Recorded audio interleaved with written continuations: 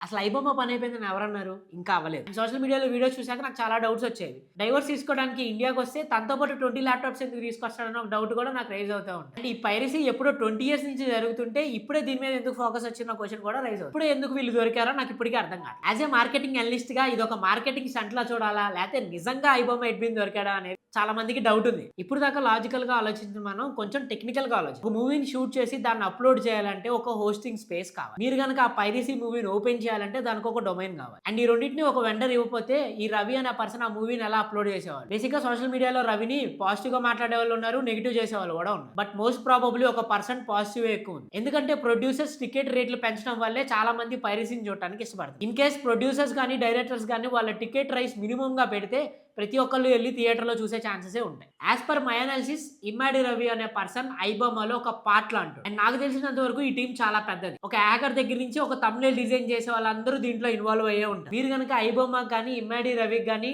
Support ఇస్తున్నారా? లేకపోతే object చేస్తున్నారో ఈ వీడియో కామెంట్ బాక్స్‌లో కామెంట్ చేయండి.